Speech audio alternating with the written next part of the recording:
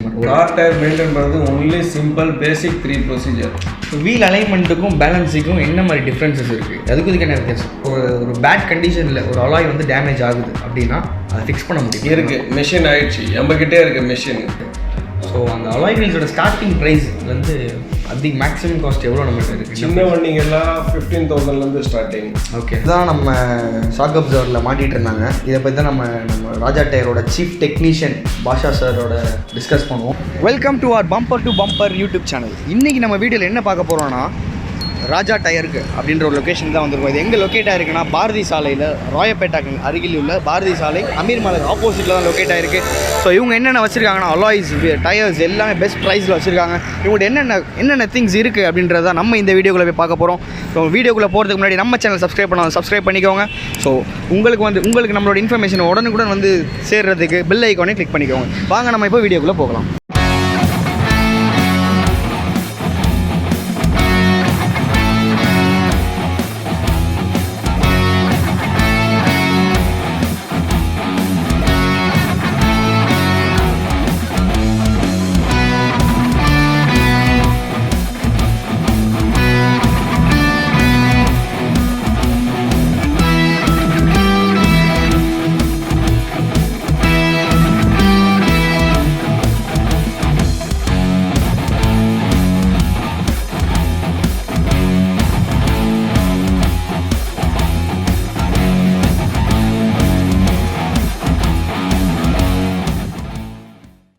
இப்போ நம்ம ராஜா டயர்ஸில் இருக்கோம். நம்ம கார்ஸை பற்றின அப்டேட்ஸ் கொடுக்கறதுனால கார் டயர்ஸ் எப்படி மெயின்டைன் பண்ணுன்றதான் இந்த வீடியோவில் பார்க்க போகிறோம். ஸோ இங்கே நம்ம ராஜா டயர்ஸில் எல்லா விதமான டயர்ஸும் இருக்குது. ஹெவிலேருந்து சைக்கிள் டயர்ஸ் வரையும் எல்லாமே நமக்கு அவைலபிளாக இருக்குது. ஸோ கார் டயர் எப்படி மெயின்டைன் பண்ணணும் அப்படின்றதான் நம்ம இந்த வீடியோவில் பார்க்க போகிறோம். நம்ம பிரமோத் சார் நம்ம கூட இருக்கார். ஸோ அவங்கள்ட்ட வந்து எப்படி மெயின்டைன் பண்ணுறதை கேட்டு தெரிஞ்சுக்கலாம் வாங்க. ஹாய், எப்படி இருக்கீங்க? நல்லா. ஓகே, இப்போ நம்மளோட ராஜா டயரோட யூனிக்னஸ் என்ன? ஒரு கஸ்டமர் நம்மள்ட்ட வரணும் அப்படின்னா எதுன்னு ரீசன்ஸ்னால வருவாங்க? மெயினாக 3 ரீசன்ஸ் இருக்குது. ஃபர்ஸ்ட் வந்து எல்லா கம்பெனியும் ஆத்தரைஸ் டைரக்ட் டீலர்ஷிப். அதுவே ஒரு ப்ளஸ் பாயிண்ட். சூப்பர். ஆல்மோஸ்ட் ரொம்ப கம்மி பேர் தான் எல்லா கம்பெனியும் டைரக்ட் டீலர்ஷிப் வைக்க முடியும். ஓகே. செகண்ட் வந்து 45 years old experience. Okay. 100% 45 years எக்ஸ்பீரியன்ஸ்னா இவ்வளோ நாளமாக நிற்கணும்னாக்க ஏதோ ஒரு யூனிக்னஸ் இருக்குது. அதனால தான் ஸ்டெடியாக மார்க்கெட்டில் நிற்க வேண்டியது. கண்டிப்பாக. தேர்ட் வந்து கஸ்டமர் சர்வீஸ் தான் மெயின் மோட்டோவாக வச்சுக்கணும். பணம் சம்பாதிக்கணும், அது 100%. கஸ்டமர் சர்வீஸ் ஜாஸ்தி ப்ரையாரிட்டி கொடுக்கணும். ஷூர். அண்ட் தென் இப்போது நீங்கள் அலாய் வீல்ஸும் வச்சுருக்கீங்க, கரெக்டுங்களா? ஆமாம், எல்லா கம்பெனியும் அலாய் வீல்ஸ் இருக்குது. எல்லா பிராண்டட் அலாய் வீல்ஸ் எல்லாமே பிராண்டும் இருக்குது. ஓகே, அதை வந்து நம்ம ஃப்யூச்சரில் பார்ப்போம். அண்ட் தென் இப்போது கார் டயர் மெயின்டைன் பண்ணணும் அப்படின்னா என்னென்ன விஷயம்லாம் ஃபாலோ பண்ணணும் கஸ்டமர்? கார் டயர் மெயின்டைன் பண்ணுறது only simple basic 3 procedure. First ஏர் ப்ரெஷர் ரெக்கமெண்டட் பிரகாரம் மெயின்டைன் பண்ணி வைங்க. ஓகே, அது போட்டாலே உங்களுக்கு பாதி வியாதி அவுட்டு, டயரோட வியாதி. செகண்ட் வந்து அலைன்மெண்ட் எவ்ரி 5,000 to 10,000 கிலோமீட்டரில் பண்ணணும். கம்பல்சரி பண்ணி அலைன்மெண்ட் பண்ணிங்கன்னா உங்கள் வண்டியோட பொசிஷன் தெரிஞ்சு போயிடும். ஓகே. தேர்ட் வந்து வீல் பேலன்சிங், டிஸ்க் பெண்ட் இருக்கா எல்லோ, ஏன்னா ரோட்ஸ் சரியில்லை, ஏதோ பள்ளத்தில் பெண்ட் ஆகிருக்கும், கிராக் ஆகிருக்கும்னா பேலன்சிங் பண்ணால் தெரிஞ்சு போயிடும். ஃபோர்த் வந்து ரொட்டேஷன். ஃப்ரண்ட் டயர், ஏன்னா ஃப்ரண்ட்ல டயர் ஃபாஸ்ட்டாக தெரியும், பேக்ல ஸ்லோவாக தெரியும். ஃப்ரண்ட் வீல் டிரைவ் பண்ணிங்கன்னா ஆட்டோமேட்டிக்காக உங்களுக்கு ரொட்டேஷன் ஃபாஸ்ட் ஆகிடும். ஸோ இது வந்து கண்டிப்பாக நம்ம ஃப்ரண்ட் வீல் டிரைவுக்கும் அதே தான், ரியர் வீல் எல்லா வீல் டிரைவுக்கும் அதே தான். ரியர் வீல் டிரைவ்ல என்னன்னா எவ்ரி 5,000 பண்ணணும். ஃப்ரண்ட் வீல் டிரைவ்ல எவ்ரி 10,000 பண்ணால் கூட போதும். ஓகே. ஸோ ரொட்டேட் பண்ணாலே உங்க பாதி டென்ஷன். அது இன்க்ரீஸ் பண்ணாலும் எவ்வளோ கிலோமீட்டர் நம்மளுக்கு டிஃபரன்ஸ் வரும்? மினிமம் 20 to 30% இன்க்ரீஸ் ஆகும் டயர் லைஃப். ப்ளஸ் டயர் ஸ்டெடியாக இருக்கும். அந்த மேடு பள்ளம் இல்லாமல் ஃப்ரண்ட்டு பேக்கு ஈவனாக இருக்கும் லைஃப் லாங். ஓகே. வீல் அலைன்மெண்ட்டுக்கும் பேலன்ஸுக்கும் என்ன மாதிரி டிஃப்ரென்சஸ் இருக்குது? அதுக்கு இதுக்கு என்ன வித்தியாசம்? வீல் அலைன்மெண்ட் வந்து இன்ஜினோட டியூன் அப். ஓகே. டயருக்கும் இன்ஜினுக்கும் நடுவில் இருக்கிற டியூன் அப் பண்ணுவாங்க. வண்டி லெஃப்ட் வலிக்குது, ரைட் வலிக்குது, ஸ்ட்ரைட்டாக போகல, ஸ்டேரிங் விட்டால் லெஃப்டில் போகுது. ஓகே. அது ஒரு நிறைய ரெகுலர் ப்ராப்ளம்ஸ். அது வீல் அலைன்மெண்ட். வீல் பேலன்சிங் வந்து வண்டி ஓட்டும் போது பள்ளத்தில் விட்டீங்க, டிஸ்க் பெண்ட் ஆகிடும், இல்லை வாபல் ஆகும். அது வீல் பேலன்சிங்கில் சுற்றி பாட்டு எங்கே வெயிட்ஸ் கம்மியாக இருக்கும் அங்கே வெயிட்ஸ் ஆட் பண்ணுவாங்க. ஸோ வீல் பேலன்சிங் வந்து கஸ்டமர்னாலே ஐடென்டிஃபை பண்ணுவோம். வீல் அலைன்மெண்ட் மிஸ் ஆகுது ஓட்டினாலே, எக்ஸ்பீரியன்ஸ் டிரைவர் ஓட்டினாலே நம்ம தெரிஞ்சு போயிடும் வண்டியில் அலைன்மெண்ட் ஃபால்ட்டா, பேலன்சிங் ஃபால்ட்டா. ஓகே. சிம்பிளாக ஒரு பேசிக்கான டிரைவர் தெரிஞ்சுக்கணும் அப்படின்னா அதுக்கு என்ன மாதிரி டெக்னிக் இருக்குது? பேசிக்காக ஓட்டும் போதே அவனுக்கு ஃபீல் ஆகிடும் வண்டி ஏதோ ஒரு ப்ராப்ளம் இருக்குன்னு தெரிஞ்சு போயிடும். நாங்கள் அவனுக்கு எக்ஸ்பிளைன் பண்ணுவோம், அலைன்மெண்ட் போயிருக்கா, பேலன்சிங் போயிருக்கா, இல்லை டயர் ஷேப் மாறி இருக்கான்ட்டு. ஓகே. அது பிரகாரம் அட்வைஸ். இந்த 3 இது மாறினாலுமே டிரைவிங்கில் டிஃப்ரென்ஸ் தெரியும்? கண்டிப்பாக தெரியும், யார் இருந்தாலும் தெரியும். ஓகே. என்ன டைமிங்கில் நம்ம டயர் சேஞ்ச் பண்ணணும்? இப்போது டயர் 15,000 20,000 டயரோட லைஃப் வந்து 3 to 5 years. ஓகே. டிராவல்ஸ் வண்டினா 3 yearsல 100% காலி ஆகிடும். ப்ரைவேட் வண்டினா 5 years. ஓகே. 30 to 40,000 சின்ன வண்டிங்க. ஓகே. 40 to 60 மீடியம் வண்டி. ஹை அண்ட் எல்லாம் 50 ப்ளஸ் வரைக்கும் வருது. 55 ப்ளஸ் வரையும் வருது. ஸோ அது நம்ம டயர் சேஞ்ச் பண்ணுன்றது கஸ்டமருக்கு நம்ம ஒரு டிரைவர் இருக்காருன்னா அவர் பார்த்தாலே ஐடென்டிஃபை பண்ண முடியுமா, இல்லை நம்ம இங்கே வந்தால் தான் பார்க்க முடியுமா? முக்கியமாக டிரைவர் பண்ண முடியாது அவ்வளோ ஈஸியாக. ஓகே. இங்கே வந்தால் ப்ராப்பர் எங்ககிட்ட டெப்த் கேஜ் இருக்குது, டயரோட ப்ரெஷர் கேஜ் இருக்குது. அதை போட்டால் தெரிஞ்சு போயிடும் டயரோட இன்னும் ஓடுமா இல்லையாண்டு. அது ஒரு மிஷின் இருக்குது, அது போட்டாலே நம்மளுக்கு தெரிஞ்சிடும். ஓகே. இப்போ நம்ம மார்க்கெட்டில் பார்த்தோம்னா ஏகப்பட்ட பிராண்ட்ஸ் இருக்குது. ஸோ அந்த பிராண்ட் வைஸ் வந்து நமக்கு kilometre running kilometre mileage difference. ஒரு வெஹிக்கிளுக்கும் ஒரு பிராண்டு வந்து ஸ்பெஷலைஸ்டு. ஃபார் எக்ஸாம்பிள் ஹுண்டாய்க்கு ஒரு கம்பெனி ஆத்தரைஸ் பண்ணியிருக்கான். ஓகே. சுசுகிக்கு ஒரு பிராண்ட் ஆத்தரைஸ் பண்ணியிருப்பான். ஓகே. இம்போர்ட்டட் வெஹிக்கிள்ஸ் ஒரு பிராண்ட் ஆத்தரைஸ் பண்ணியிருக்கான். நான் கம்பெனி பேர் சொல்ல விரும்பல, ஏன்னா அது ஒரு மார்க்கெட்டிங் டூல்ஸ் மாதிரி ஆகிடும். ஓகே. ஈச் வெஹிக்கிளுக்கு ஒரு இண்டிபெண்டன்ட் பார்ட்னர் இருக்காங்க. ஸோ நீங்கள் வந்தீங்கனாலே கஸ்டமருக்கு அட்வைஸ் பண்ணிடுவேன். அதை நான் சொல்லிடுவேன். ஸோ இப்போ ஒரு கஸ்டமர் வரப்போ அவங்களுக்கு வாரண்டி அப்படின்ற ஒரு விஷயம் எல்லா டயர்ஸ்லையும் இப்போ 5 years 3 yearsன்னு அவங்க நிறைய கொடுக்க ஆரம்பிச்சிட்டாங்க. அந்த இது எப்படி கவர் ஆகும், அது எப்படி கவர் பண்ணணும் அப்படின்றது. நம்ம ரீசெண்டாக ஒரு வேர்னாக்கு டயர் மாற்றுறப்போ என்னாச்சுன்னா வாரண்டி வந்து நம்ம ரெஜிஸ்டர் பண்ணல அப்படின்னு சொல்லிட்டாங்க.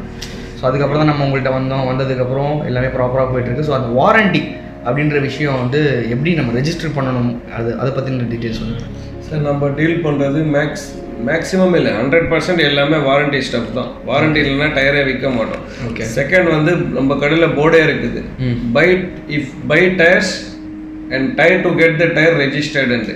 ரெஜிஸ்ட்ரேஷன் பண்ணலன்னா வாரண்டி கிடையாது. Okay. So it is your right to get a warranty. Plus நீங்கள் ரெஜிஸ்டர் பண்ணணும் வாரண்டி. நான் மறந்துட்டா கூட நீங்கள் என்ன இன்ஃபார்ம் பண்ணணும், சார் என் டயர் ரெஜிஸ்டர் பண்ணி கொடுங்க, வாரண்டிக்கு இஷ்யூ ஆகணும். ஏன்னா பள்ளத்தில் விட்டு வீந்துச்சு, டயர் பெண்ட் ஆயிடுச்சுன்னா அநியாயமாக customer hard and money waste ஆகுது. ஓகே. ரெஜிஸ்டர் பண்ணிவிடுங்க. 3 to 5 years depend on the brand warranty இருக்குது. ஓகே. வாரண்டி டயருக்கும் வாரண்டி இருக்குது. ஓகே. வாரண்டி இருக்குது. ஸோ அதை நம்ம கிளைம் பண்ணுறப்போ புது டயர் அப்படியே கொடுத்துருவாங்களா? இல்லை சார், எவ்வளோ ஓட்டிருக்கீங்களோ அதுக்கு காசு கேட்பாங்க. ப்ரோ ரேட்டா பேசிஸ்ன்னு வாங்க. வாரண்டிக்கு அர்த்தம் எவ்வளோ ஓட்டிருக்கீங்களோ. சப்போஸ் டயரோட லைஃப் 50,000, நீங்கள் 20,000 ஓட்டிட்டீங்க. பேலன்ஸ் 30,000 உங்களுக்கு லாஸ் ஆயிடுச்சு. ஓகே. அந்த 30,000 கம்பெனி ரீஇம்பர்ஸ் பண்ணும்.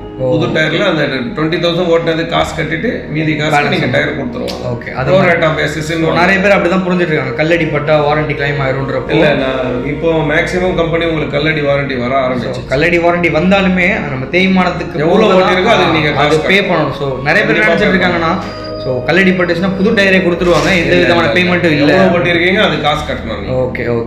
அப்போ நிறைய இடத்துல வந்து செகண்ட் ஹேண்ட் டயர்ஸ் வந்து மார்க்கெட்டில் அவைலபிளாக இருக்குது. ஸோ அவங்க பட்டன்ஸ்லாம் தெளிவாகவே இருக்குது. ஒரு 1000 ரூபா 1500 ரூபாய்க்கு போகணும். புது டயர் வாங்கினா ஒரு 4000 ரூபா 7000 ரூபா வருதுன்னா 1000 ரூபா 1500 ரூபாய்க்குலாம் டயர் வந்துட்டு மார்க்கெட்டில் அவைலபிளாக இருக்குது. நம்மளும் வாங்கியிருக்கோம். ஸோ வாங்கினதுக்கப்புறம் நமக்கு நிறையா ப்ராப்ளம் ஃபேஸ் பண்ணோம். ஸோ அது வாங்கலாமா வாங்கக்கூடாதா அப்படின்றது. செகண்ட் ஹேண்ட் டயர் 100% வாங்கக்கூடாது. எதுனாக்கா ஒரு டயர் வந்து மொட்டை ஆகிடுது, அதுக்கப்புறம் என்ன பண்ணுவாங்க, அந்த டயரில் பிளேட் எடுத்து பட்டன் ஆக்குவாங்க. அது மேக்கப்புன்னு வாங்க. அது ரொம்ப ரிஸ்கி. அது உங்கள் டயர் பஸ்ட் ஆகுறதுக்கு மெயின் காரணமே இதுதான். டயரில் கிரிப் இருக்காது, ஒன்றுமே இருக்காது, பட்டன்ஸ் போயிடும், வாரண்டி அடையாது, ரொம்ப ரிஸ்க். அது 100% வாங்கக்கூடாது யாரும். ப்ளஸ் பட்டன் சில டைம் நல்லா இருக்கும், ஆனால் வாப்ளிங் வரும். இப்போ ஒருத்தன் ஏன் டயரை கழட்டி கொடுக்குறான், ஏதோ ஃபால்ட் இருக்குன்னு கழட்டி கொடுக்குறான், அவனோட வியாதியை நீங்கள் ஏன் எடுக்கிறீங்க? Second hand tyre 100% not advisable. பணம் இல்லைன்னா கூட பரவாயில்ல, செகண்ட் ஹேண்ட் டயர் வாங்காதீங்க, அது ஒரு வியாதி. ஓகே. ஸோ நம்ம இஎம்ஐயில் கூட டயர்ஸ் வாங்குற ஆப்ஷன்ஸ் இருக்குல்ல? இப்போ இது இருக்கு, பஜாஜ் ஃபைனான்ஸ் இருக்குது, HDFC பேங்க் கிரெடிட் கார்டு இருக்குது, ஐசிஐ எல்லா பேங்க்ஸும் கிரெடிட்டில் கொடுக்குறாங்க. ஸோ இந்த பஜாஜ் ஃபைனான்ஸும் இருக்குது. இஎம்ஐ ஆப்ஷன் நிறைய, இஎம்ஐ ஆப்ஷன் டயர்ஸ் எதுவுமே ஏகப்பட்டது இருக்குது. ஓகே. இப்போது நம்ம ஓல்டு டயர்ஸ் இருக்குது. நம்ம ஒரு கார் எடுக்கிறோம், உங்கள்கிட்ட வந்து எக்ஸ்சேஞ்ச் பண்ணணும், டயர் எக்ஸ்சேஞ்ச் பண்ணுறோம். அந்த ஓல்டு டயருக்கு நீங்கள் எதுவும் டிஸ்கவுண்ட்ஸ் கொடுக்குறீங்களா? நார்மலாக ஓல்டு டயர் வந்து 50 to 100 rupees பர் டயர் போகும். ஏன்னா அதை ஸ்க்ராப் பண்ணிவிட்டு அதுலேருந்து ஆயில் வரும்.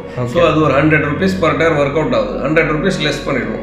சில டைம் கொஞ்சோண்டு பட்டன் நல்லா இருந்தால் ட்ராவல்ஸ்காரங்க யாரும் இருந்தால் வாங்கிட்டு போவாங்க. 200 ரூபாய் 250 ரூபாய் டிபெண்ட் அந்த கண்டிஷன். பட் அது ஓல்டு டயர் மைண்டில் வைக்காதீங்க, பழைய டயர் ரீசேல் வேல்யூ கிடையாது. ஓகே. ரொம்ப ரேர் அது பாசிபிள் இல்லை. ஓகே. அண்ட் தென் இப்போது அலாய் வீல்ஸு ஸ்டீல் வீல்ஸுன்னு இருக்குது. ஸோ அலாய் வீலுக்கும் ஸ்டீல் வீலுக்கும் என்ன டிஃப்ரென்ஸ் இருக்குது? எது போடலாம், எது யூஸ் பண்ணலாம்? அலாய் யூஸ் பண்ணலாமா ஸ்டீல்? அலாய்ஸ் வீல் 100% யூஸ் பண்ணோம். ஏன்னாக்கா அலாய் வீல் வந்து ஸ்ட்ரென்த்து ஜாஸ்தி, அலுமினியம் வந்து ஹீட் ஜென்ரேட் ஆகாது. ஓகே. ப்ளஸ் லுக்ஸு தேர்ட் வந்து வெரைட்டி, வெரைட்டி, ஃபிஃப்த் வந்து stability. Stability. Okay. Steel wheels bend ஆகிடும், பள்ளத்தில் விட்டால் உடஞ்சே போயிடும். அலாய் வீல்ஸ் அவ்வளோ ஈஸியாக ஆகாது இம்பேக்ட். ஸோ லைஃப் ஜாஸ்தி, வண்டியோட ஹைலைட்டே மாறிடுது. ஸ்டெபிலிட்டி இப்போ வரது எல்லாமே டியூப்லெஸ். ஸ்டீல் வீல் வந்து இரும்பு வீல் வந்து துரு பிடிச்சிட்டு டயரில் காற்று இறங்கும். அலாய்ஸ்ல அந்த வார்த்தையே கிடையாது, பிரச்சனையே கிடையாது. நம்மளுக்கு சேஃபர் தான். இனிமேல் உங்களுக்கு ஹையன் வண்டியை எது வாங்கினாலும் அலாய்ஸ் தானே வருது. சேஃப்டி பாயிண்ட் ஆஃப் வியூ தானே கொடுக்குறோம். ஓகே. அதில் மைலேஜும் இன்க்ரீஸ் ஆகும். ஆமாம், லைட் வெயிட்டில் வெயிட் இதை விட வெயிட் கம்மி, மைலேஜும் இன்க்ரீஸ் ஆகும். கஸ்டமருக்கு பெனிஃபிட் தான் அவங்களுக்கு. ஓகே. இஃப் இன்கேஸ் அதையும் மீறி ஒரு பேட் கண்டிஷனில் ஒரு அலாய் வந்து டேமேஜ் ஆகுது அப்படின்னா அதை ஃபிக்ஸ் பண்ண முடியும். இருக்கு, மிஷின் ஆயிடுச்சு, நம்மகிட்டே இருக்கு மிஷின். நம்மள்ட்ட alloy wheel bend removing machine இருக்கு. ஓகே. மேக்ஸிமம் ஒரு சின்ன பெண்டு, பெரிய பெண்டு, மீடியம் சைஸ் பெண்ட் வரைக்கும் ஈஸியாக எடுத்துடலாம்.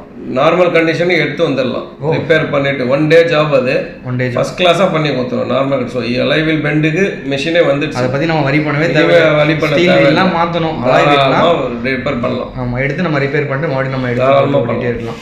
ஓகே. அண்ட் தென் இப்போ ஒரு கார் எடுத்துகிட்டு போகிறாரு, ஒரு ஹைவேஸ் எடுத்துகிட்டு போகிறாங்க. ஸோ அதுக்கு முன்னாடி ஏர் செக் பண்ணாமல் ஒரு 100 கிலோமீட்டர்ஸ் ட்ரைவ் பண்ணிட்டாங்க அப்படின்னா அதுக்கப்புறம் ஏர் ப்ரெஷர் அடிக்கலாமா? இல்லை, டயரு எப்போவுமே சூடாக இருக்கும்போது காற்று அடிக்கக்கூடாது, தப்பாக தான் காமிக்கும் அது.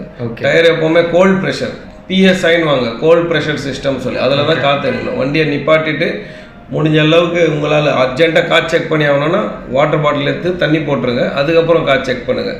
சூடாக இருக்கிற நிலைமையில காற்று எப்போவுமே செக் பண்ணாதீங்க. ஓகே. அது யூஸே இல்லை. இது அப்போது ஏரு, அப்புறம் வந்து நைட்ரோஜன் ஏர் இருக்குது. ஸோ அதில் வந்து எது பெஸ்ட் நம்மளுக்கு, எது ப்ரிஃபர் பண்ணுறது? நார்மல் ஏர்லேயே 80% நைட்ரோஜன், பியூர் நைட்ரோஜன் போட்டிங்கன்னா டயரோட வெயிட் வந்து கம்மியாயிடும். ஏன்னாக்கா எந்த ஹார்ம்ஃபுல் பார்ட்டிகல்ஸும் இருக்காது, சிலிக்கானு அந்த கார்பன் டை ஆக்சைடு எதுவுமே இருக்காது. நைட்ரோஜன் போட்டிங்கன்னா சேஃபர். ஓகே. ஃப்ளோட்டிங் மாதிரி நல்லா இருக்கும், ஏர் ப்ரெஷர் நல்லா இருக்கும். 3 மந்த்ஸ்க்கு ஒரு தடவை காற்று செக் பண்ணாலே போதும், ரெகுலர் காற்று செக் பண்ண தேவையில்லை. நைட்ரோஜன் போட்டாலே ஸ்டெபிலிட்டி அது ஸ்டேபிளாக இருக்கும். ஸோ இப்போ ஸ்டேபிளாக இருக்கும். இப்போ 3 மந்த்ஸ் ஒன்ஸ்ன்றீங்கல்ல, இப்போ ஒரு யூசர், கார் யூசர் வந்துட்டு ஒரு மந்த்துக்கு ஒரு மாதம் ஃபுல்லாக கார் நிற்கும், அதுக்கப்புறம் தான் வண்டி எடுப்பாங்க. இல்லை ஒரு 3 வீக்ஸ் 2 வீக்ஸ்க்கு வந்து கார் அப்படியே நிற்கும். ஸோ அந்த மாதிரி நிப்பாட்டி வச்சா என்னென்ன ப்ராப்ளம்ஸ் வரும் டயருக்கு? ஃபஸ்ட்டு வந்து டயர் ட்ரை ஆகிடும், லைஃப் கம்மி ஆகிடும், டயர் ஹார்ட் ஆகிடும். ஓகே. ஸோ ஓட்டுறதுக்கு கம்ஃபர்டபுள் இருக்காது. ஓகே. ஃபோர்த் வந்து டயர் வந்து ஹீட் ஆகிறதுக்கு சான்சஸ் ரொம்ப ஈஸி. ஒரு தடவை டயர் ஹார்ட் ஆனாலே ஹீட் ஈஸியாகிடும். முடிஞ்ச அளவுக்கு அட்லீஸ்ட் வாரத்துக்கு ஒரு தடவை வண்டி ஸ்டார்ட் பண்ணி கொஞ்சமாவது ஓட்டணும், அது பேசிக் ரூல் அது. ஓகே. அட்லீஸ்ட் 1 வீக்கில் ஒரு தடவை.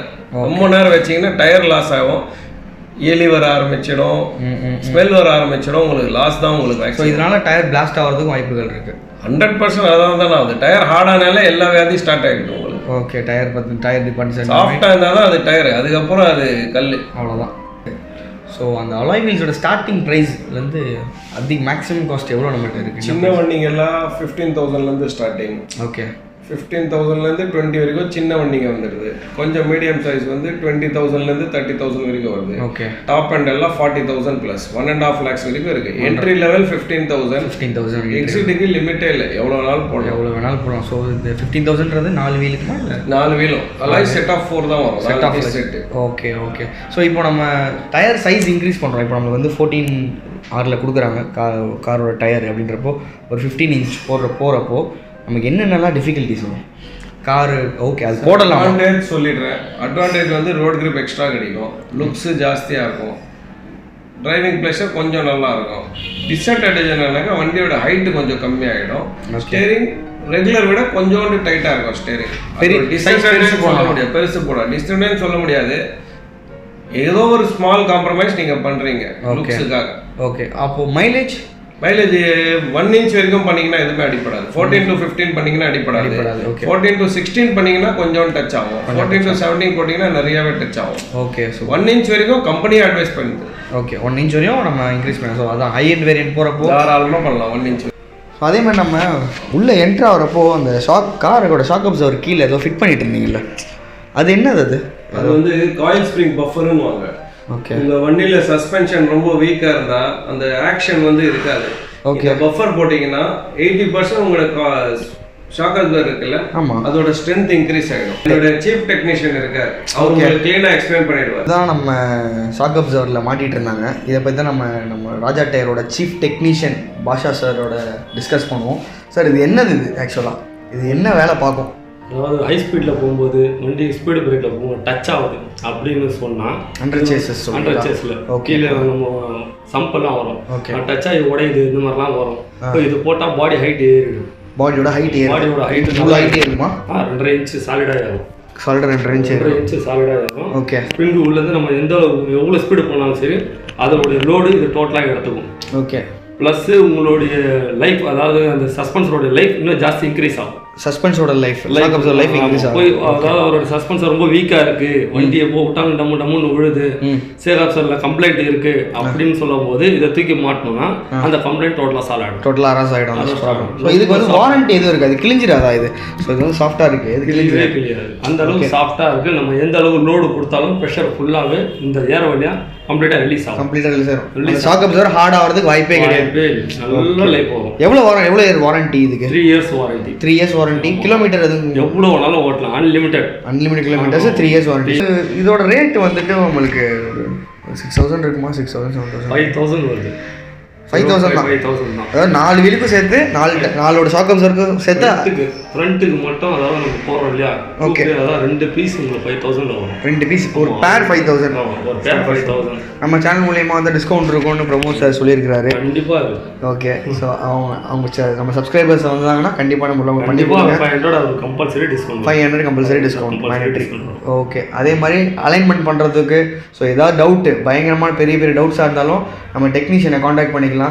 ஆலினால் அழகுராஜா நம்மளோட வீல் அலைன்மெண்ட் பொறுத்தவரையும், பேலன்சிங் பொறுத்தவரையும், ஒரு டயர் வந்து கண்ணில் பார்த்தே சொல்லிடுவாப்புல. ஒரு டயர் வண்டி எடுத்துகிட்டு வரீங்கன்னா இது இருக்குது, வேலையாகாதுன்றதை கண்ணில் பார்த்தே சொல்லிடுறீங்க. கண்டிப்பாக அவ்வளோ எக்ஸ்பீரியன்ஸ் உங்களுக்கு இருக்குது. So okay, thank you for discussing with us. Thank you so much. Thank you sir. இந்த ஒரு பிஸி ஷெட்யூலில் உங்களோட டைம் பரவாயில்ல, கஸ்டமருக்கு இன்ஃபர்மேஷன் வச்சா நல்லது தானே. டைம் ஒதுக்கி நம்மளுக்கு இவ்வளோ இன்ஃபர்மேஷன் சொன்னதுக்கு ரொம்ப தேங்க்யூ. எங்கள் கஸ்டமர் பெனிஃபிட் ஆகணும், அவ்வளோதான்.